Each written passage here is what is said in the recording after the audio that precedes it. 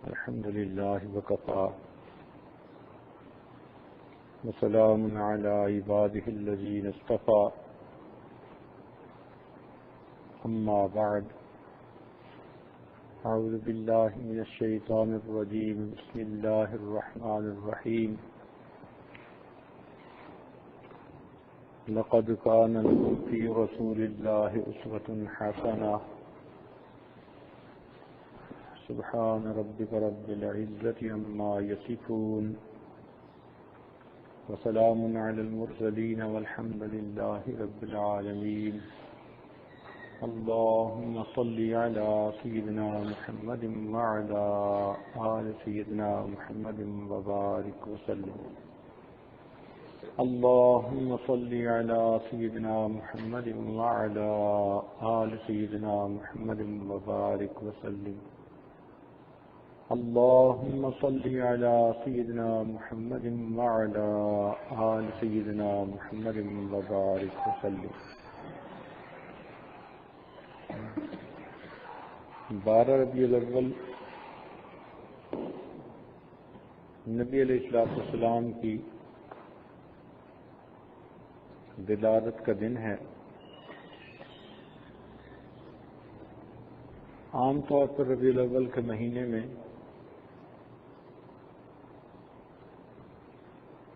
نبی علیہ السلام کی سیرت مبارکہ کا تذکرہ کیا جاتا ہے۔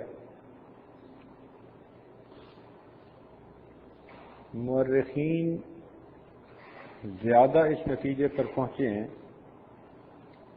کہ 9 ربیع الاول نبی علیہ السلام کی ولادت مبارکہ کا دن اور 12 ربیع الاول نبی علیہ السلام کا دنیا سے پردہ فرمانے کا دن ہے۔ وجہ اس کی یہ ہے کہ جب نبی علیہ السلام دنیا میں تشریف لائے تو لوگوں کو آپ کی قدر و منزلت کا ابھی اندازہ نہیں تھا۔ ان کو یہ نہیں پتا تھا کہ کون سی ہستی دنیا میں تشریف لائی ہے۔ تو جیسے بچے کی تاریخ کچھ ذہن میں رہتی ہے اسی طرح بڑوں کے ذہن میں رہ گئی، لہذا بعد میں جب روایت ہوئی تو پھر اختلاف ہوا، کسی نے 9 ربیع الاول کہا، کسی نے 12 کہا، مگر زیادہ حضرات نے پیدائش کا دن 9 ربیع الاول کہا۔ لیکن جب نبی علیہ السلام اس دنیا سے تشریف لے گئے اس وقت کیونکہ 1 لاکھ سے زیادہ لوگ آپ کے غلاموں میں شامل ہو چکے تھے، اس لیے وہ دن ہر ایک کے دل کے اوپر نقش ہو گیا، لہذا آپ کے دنیا سے پردہ فرمانے کا دن 12 ربیع الاول، اس میں کوئی اختلاف نہیں ہے۔ اس مہینہ میں عام طور پر نبی علیہ السلام کی سیرت طیبہ اور آپ کی تعلیمات کے تذکرے کیے جاتے ہیں، اور یہ بہت اچھی بات ہے، ہونی بھی چاہیے۔ نبی علیہ السلام کی تعلیمات کی محفلیں منعقد ہوتی رہنی چاہیے تاکہ ہماری آنے والی نسل کے سامنے نبی علیہ السلام کی مبارک شخصیت کا ہر گوشہ کھل کر سامنے آ جائے۔ سیرت کانفرنسیں ہوتی ہیں، جلسے ہوتے ہیں، یہ بہت اعلیٰ بات ہے۔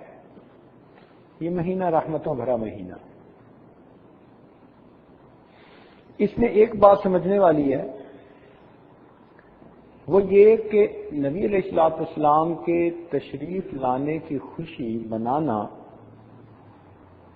وہ تو ہر مسلمان کا کام ہے، مگر منانے کا انداز وہی ہو جس انداز پر ہمارے بزرگوں نے منایا۔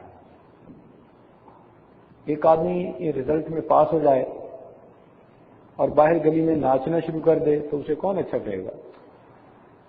کہیں گے بھئی تجھے خوشی تو ملی، لیکن خوشی کا ایک انداز ہے۔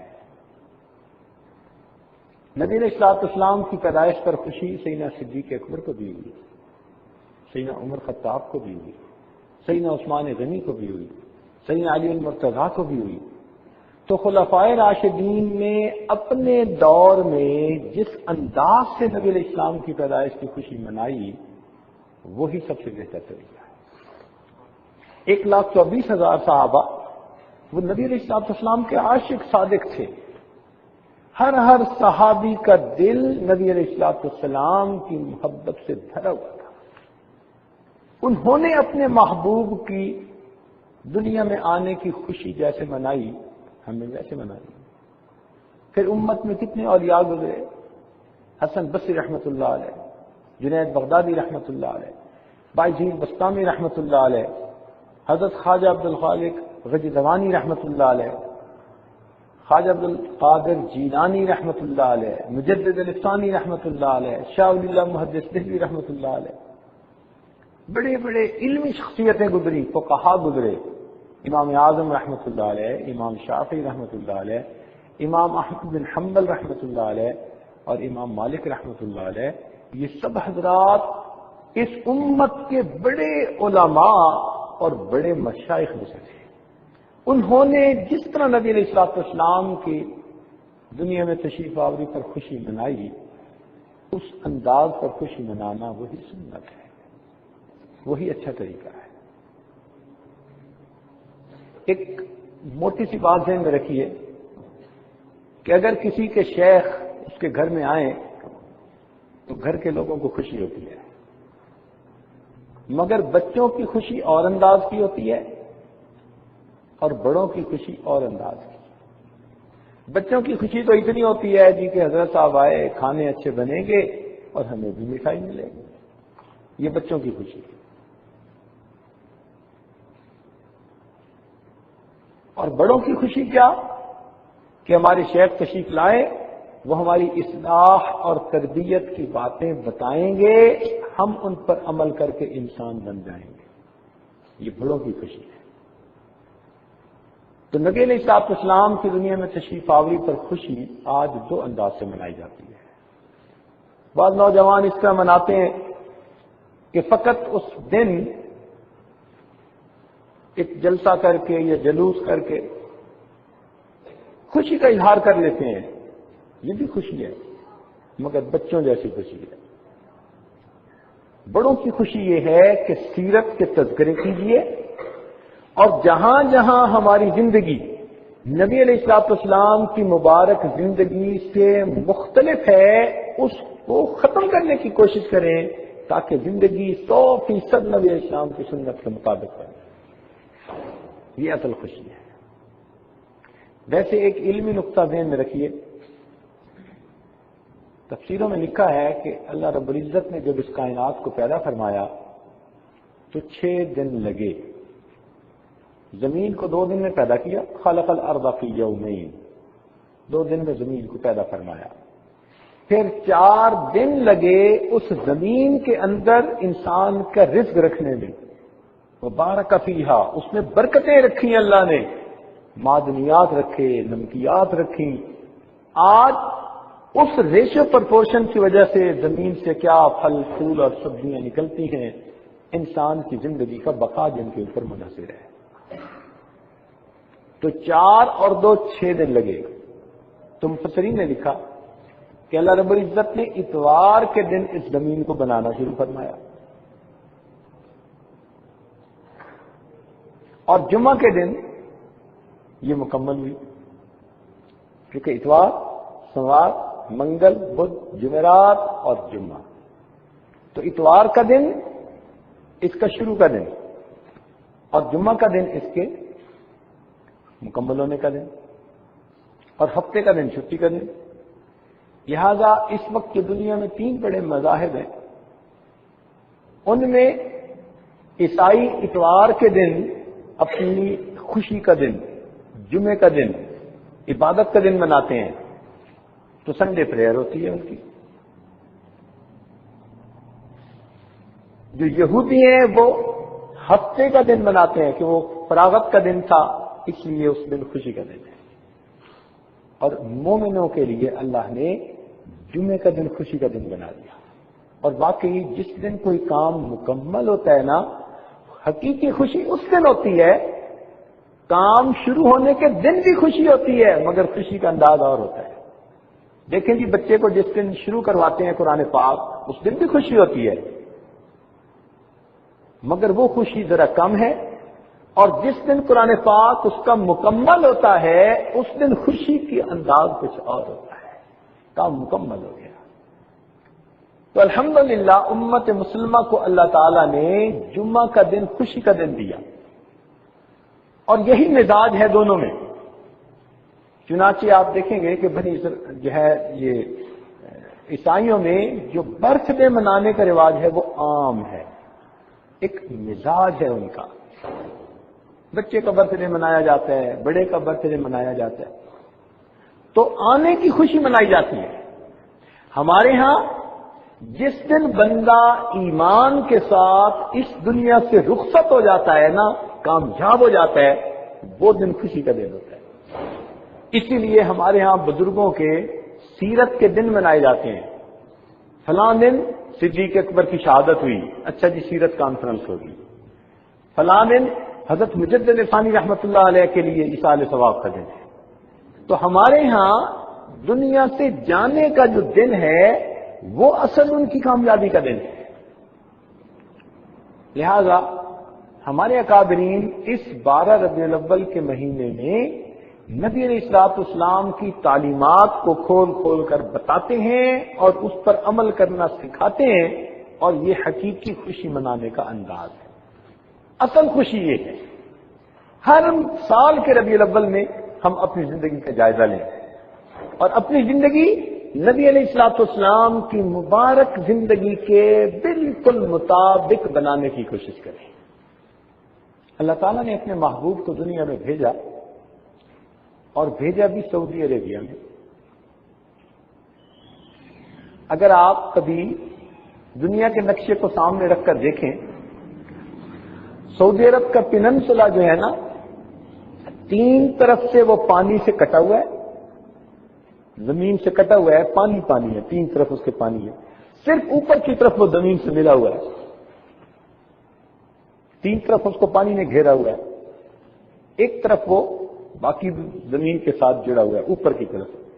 جیسے انسان کا دل 3 طرف سے کٹا ہوا ہوتا ہے ہینگنگ، اور اوپر سے جسم کے ساتھ جڑا ہوتا ہے، جیسے انسان کا دل دھڑکتا ہے ایسے ہی انسان کی قیام کا زندگی کا سبب بنتا ہے۔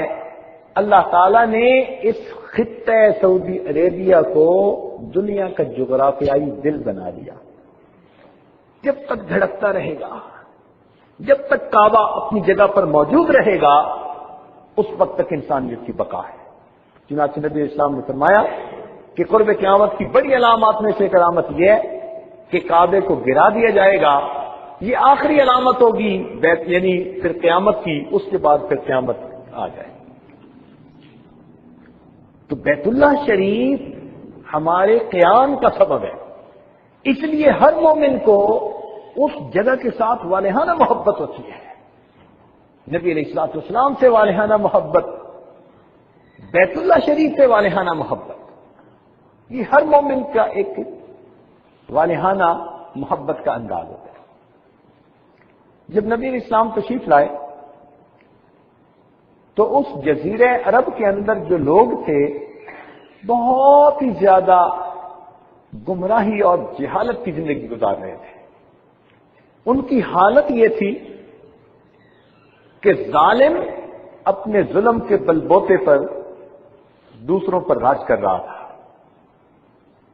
اتنی اجڑ قوم تھی کہ اس وقت کی جو سویلائز حکومتیں تھیں وہ بھی ان پر حکومت نہیں کرنا چاہتی تھی۔ مثلا فارس اور روم دونوں جگہوں پر بڑی بڑی حکومتیں تھیں، مگر وہ حکومتیں ان پر حکومت بھی نہیں کرنا چاہتی تھی۔ وہ کہتے تھے یہ اتنے بگڑے ہوئے ہیں، نہ تو وہاں پر پانی ملتا ہے، نہ زراعت ہوتی ہے، ہم اگر وہاں جائیں تو کس لیے جائیں؟ بے آب ہو گیا علاقہ، اور وہاں کے لوگ جہالت میں بڑے ہوئے، ان پڑھ لوگ، امی، قرآن مجید میں ان کو ان پڑھ کہا گیا۔ ایسے لوگوں میں اللہ تعالیٰ نے اپنے محبوب کو بھیجا۔ تو دل میں سوال پیدا ہوتا ہے کہ بھئی اپنے محبوب کو ایسے لوگوں میں بھیجنے میں بھی کیا حکمت تھی؟ تو ہمارے علماء نے لکھا کہ اللہ رب العزت نے اگر اپنے محبوب کو کسی بڑے ڈیولپڈ علاقے میں اس زمانے کے اور پڑھے لکھے لوگوں میں بھیجا ہوتا تو پھر آپ وہاں اگر دین کا کام کرتے تو دنیا لکھتی کہ جی ان کو لوگ اچھے مل گئے تھے، بنے ہوئے لوگ مل گئے تھے جی، انہوں نے ان کو پھر اور اچھا بنا دیا، پالش کر دیا، بنے ہوئے تو پہلے تھے۔ نہیں، اللہ رب العزت نے ان کو ایسے لوگوں میں بھیجا کہ جن سے زیادہ بگڑے ہوئے لوگ دنیا میں کہیں موجود ہی نہیں۔ ان لوگوں کو نبی علیہ الصلوۃ والسلام نے بنایا، ان کو سکھایا، ان کی زندگیوں کو تبدیل کیا، اور بالآخر یہ وہ لوگ تھے جو کھڑے ہوئے اور دنیا نے پھر ان کی قیادت کو تسلیم کر لیا۔ آج دیکھیے سیدنا عمر رضی اللہ تعالیٰ عنہ کی شخصیت کی عظمت کو صرف مسلمان ہی نہیں، غیر مسلم بھی تسلیم کرتے ہیں، غیر مسلم بھی اس کو تسلیم کرتے ہیں۔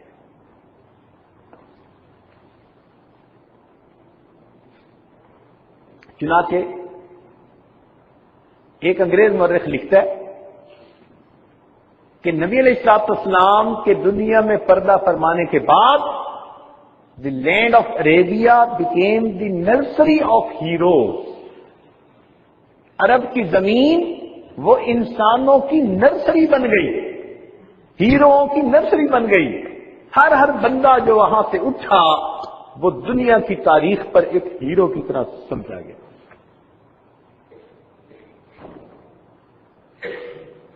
نبی علیہ الصلوۃ والسلام کی مبارک زندگی میں جو نبوت کی زندگی ہے، نہ تو آپ نے کبھی باہر کا سفر کیا کہ کہیں نبوت کی زندگی میں آپ باہر ملکوں میں تشریف لے گئے ہو، اور نہ آپ کی زندگی میں آپ کے صحابہ آپ کو چھوڑ کر کہیں اور گئے۔ حبشہ گئے تھے ہجرت کے لیے، وہ بھی ابتدا تھی، وہاں سے واپس آ گئے، مگر روم اور فارس نہیں گئے۔ ایک صحابی کے بارے میں آتا ہے کہ عبرانی زبان میں اس وقت لکھا جاتا تھا تو مسلمانوں کو زبان نہیں آتی تھی، تو جب نبی علیہ الصلوۃ والسلام کے خطوط لکھے جانے تھے انہوں نے عرض کیا اللہ کے نبی مجھے اجازت دیجیے میں جا کے یہ سریانی زبان سیکھ کے آتا ہوں، تو وہ گئے اور چند دنوں کے اندر سیکھ کر واپس آئے۔ مگر کوئی اکنامکس پڑھنے نہیں گیا، کوئی مینجمنٹ سائنسز پڑھنے نہیں گیا، کوئی جا کر وہاں اور ایسی بات نہیں پڑھنے گیا کہ ہم اپنے ماحول معاشرے کو کیسے ایڈوانسمنٹ دے سکتے ہیں۔ یہ لوگ بگڑے ہوئے تھے مگر نبی علیہ الصلوۃ والسلام کے قدموں میں جڑے رہے، اور جب آپ نے وفات پائی تو یہ دنیا کی عظیم شخصیتیں بنے۔ یہ اس بات کا ثبوت ہے کہ نبی علیہ الصلوۃ والسلام کی تعلیمات نے اتنے بگڑے لوگوں کو اتنی بلندی عطا فرما دی۔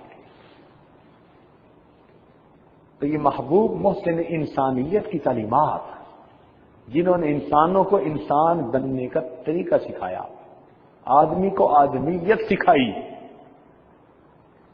ایسی تعلیمات دی کہ جن تعلیمات پر عمل کرنے والے ان بندوں کو وہ بلندیاں ملی کہ اس دنیا میں ان پر فرشتوں کا سلام آیا کرتا ہے۔ ایسی زندگی ملی۔ اگر تاریخ پر نظر ڈالی جائے تو ہمیں تاریخ میں بڑے بڑے مشاہیر، فیمس پرسنالٹیز ہسٹری کے اندر وہ ملیں گی جنہوں نے بڑے بڑے سگنیفیکنٹ کام کیے اور لوگوں کی زندگیوں پہ ان کے بڑے اثرات۔ آپ اگر غور کریں تو آپ کو سائنسدانوں میں آئنسٹائن کا نام ملے گا، نیوٹن کا نام ملے گا، ڈرامے لکھنے والوں میں شیکسپیئر کا نام ملے گا، پوئٹری میں ورڈزورتھ کا نام ملے گا، اور اسی طرح جنگجو لوگوں میں آپ کو بڑے بڑے جنگجو لوگوں کے نام ملیں گے، بادشاہوں کے نام ملیں گے، مگر ایک چیز ان سب کے اندر کامن ملے گی، سب میں کامن۔ وہ کیا بات؟ کامن چیز یہ ملے گی کہ ان کے زندگی کے اگر آخری ایام کو آپ اسٹڈی کریں تو کہیں نہ کہیں لکھا ہوگا، انہوں نے خود اپنی زبان سے کہا ہوگا یا ان کے بعد ان کے شاگردوں نے، قریب والوں نے کہا ہوگا کہ جی وہ کرنا تو بہت کچھ چاہتے تھے مگر مہلت نہ ملی تو وہ اپنا کام کر نہ سکے۔ مثال کے طور پر ابو علی سینا منطق اور فلسفہ میں بڑا نمایاں بندہ گزرا، کتابیں لکھی، لیکن اس کی وفات کے وقت اس نے خود کہا کہ میری زندگی نے وفا نہ کی، اب میں آخری وقت کے قریب ہوں، اگر مجھے اور مہلت ملتی تو میں اور زیادہ کام کر کے دکھاتا۔ یہی جالینوس نے کہا، یہی افلاطون نے کہا، بڑے بڑے جو دنیا میں جرنیل گزرے انہوں نے یہی کہا کہ ہم نے یہ علاقہ فتح کر دیا، اگر اور مہلت ملتی ہم اور زیادہ علاقے کو فتح کر کے دکھا دیتے۔ تو یہ ایک کامن چیز ملے گی، دنیا کے بڑے بڑے مصنف جنہوں نے کتابیں لکھی کہ جی ہم نے یہ کر دیا، مہلت نہ ملی، زندگی نے وفا نہ کی، ورنہ ہم اور زیادہ کتابیں لکھ دیتے۔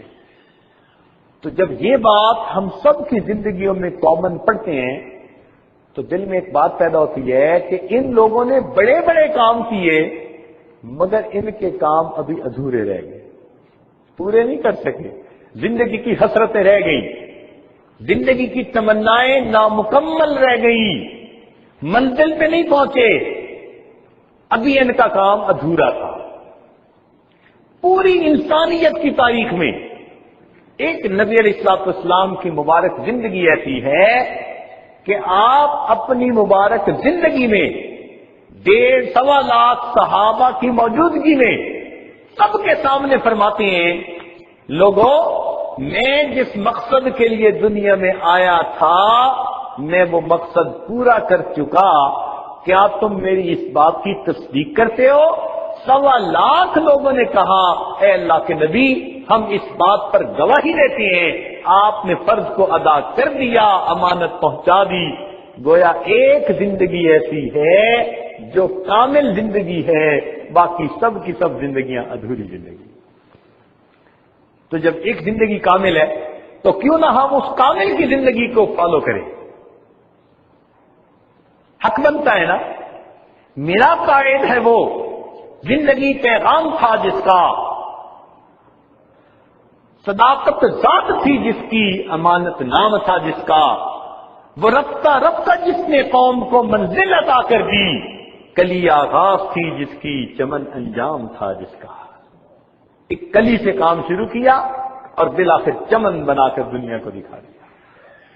پوری کائنات میں یہ نبی علیہ السلام کی مبارک زندگی ہے، ہر اعتبار سے کامل زندگی، ہر لحاظ سے کامل زندگی، جس اینگل سے دیکھیں، جس پہلو سے دیکھیں آپ کو وہ زندگی کامل نظر آئے گی۔ چنانچہ ایک شوہر کی حیثیت سے دیکھیں، آپ گھر میں بہترین شوہر ہیں۔ آپ ایک باپ کی حیثیت سے دیکھیں، آپ اپنی اولاد کے لیے بہترین باپ ہیں۔ آپ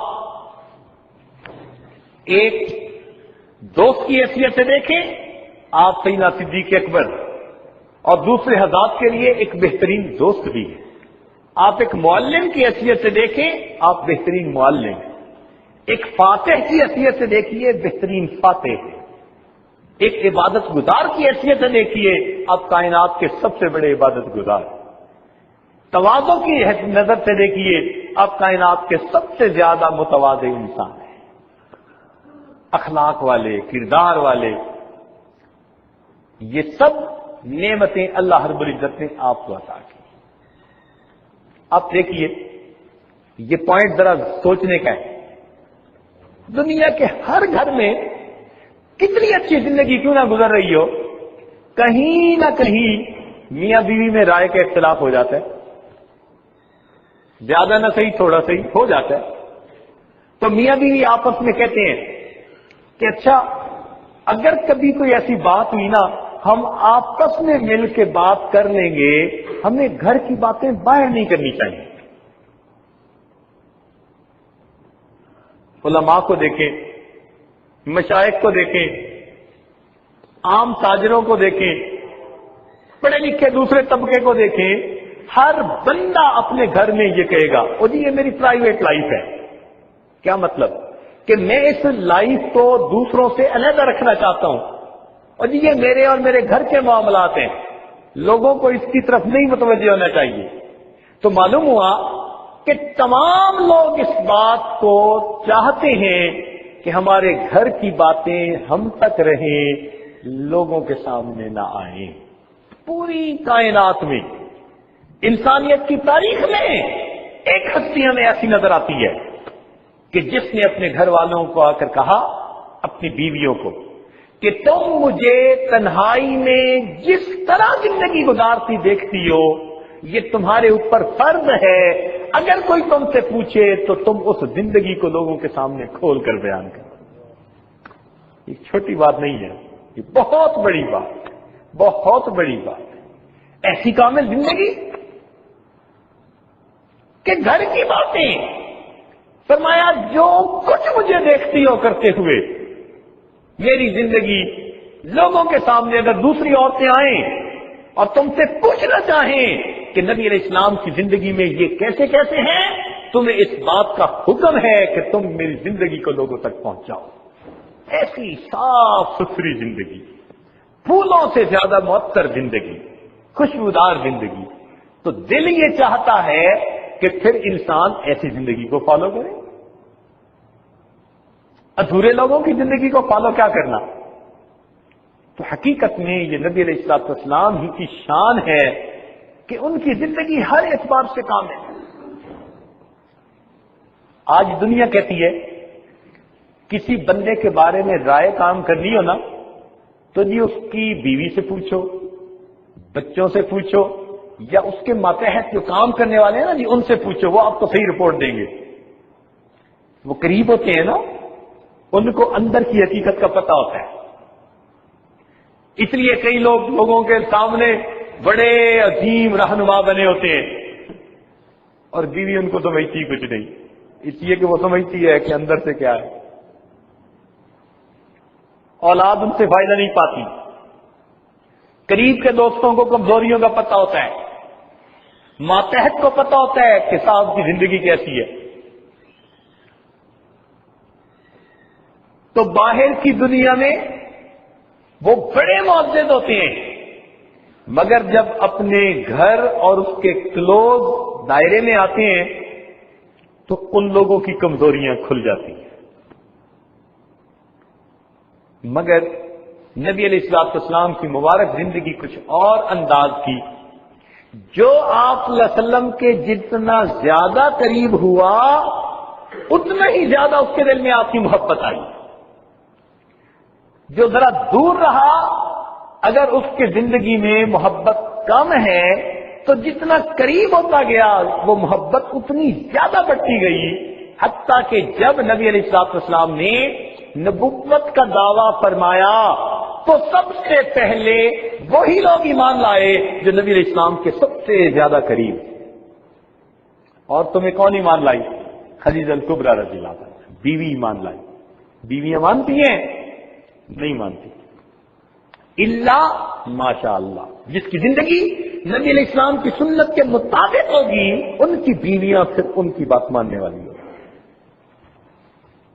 اور کون ایمان لایا؟ ماتحتوں میں حضرت زید رضی اللہ تعالیٰ. ہر وقت کے کہتے ہیں جی نوکر کو بڑا پتہ ہوتا ہے. نبی علیہ السلام کی خدمت کرنے والے جو تھے، ہر وقت کے گھر کے اندر باہر کے کام سمیٹنے والے، سب سے پہلے بات پر عمل کرنے والے تھے. اور پھر ایمان لانے والے کون تھے؟ سیدنا صدیق اکبر عنہ. رشتہ داروں میں حضرت علی رضی اللہ تعالیٰ. تو دیکھیے جو جتنا قریب تھا نبی علیہ الصلوۃ والسلام کی مبارک زندگی سے وہ اتنا ہی زیادہ متاثر ہوا اور اس نے آپ کی دعوت کو اتنا جلدی قبول کر لیا. تو اگر ان باتوں کو ہم سامنے رکھیں تو واقعی دل چاہتا ہے کہ ہم نبی علیہ الصلوۃ والسلام کی مبارک زندگی کی اتباع کریں، زندگی ان کے مطابق بنائیں. نبی علیہ الصلوۃ والسلام نے اپنے اخلاق سے، کردار سے لوگوں کے دلوں کو فتح فرما لیا تھا. سیدہ عائشہ کرنانہ فرماتی ہیں فتحت المدینہ بالاخلاق، کہ نبی علیہ السلام نے مدینہ کو اپنے اخلاق کے ذریعے فتح کر لیا تھا، یعنی لوگوں کے دل اپنے اچھے اخلاق کی وجہ سے جیت لیے تھے۔ میرے دوستو، کردار ظاہر میں بے قیمت چیز نظر آتی ہے، مگر یہ اتنی عظیم چیز ہے کہ اس کے ذریعے انسان بڑی سے بڑی قیمتی چیز کو خرید لیا کرتا ہے۔ دنیا تلوار کا مقابلہ کر لیتی ہے، دنیا کردار کا مقابلہ نہیں کر سکتی۔ تو نبی علیہ الصلوۃ والسلام کے اخلاق، آپ کے کردار، آپ کی سیرت طیبہ کی وجہ سے لوگوں کے دل جیت لیے اور انہوں نے اسلام کو اپنے سینے سے لگا لیا۔ اللہ رب العزت ہمیں بھی نبی علیہ الصلوۃ والسلام کی مبارک زندگی پہ ایک ایک جو ہے وہ گوشے کو اپنانے کی اور اپنی زندگی ان کے مطابق بنانے کی توفیق عطا فرمائے۔ وآخر دعوانا ان الحمد للہ۔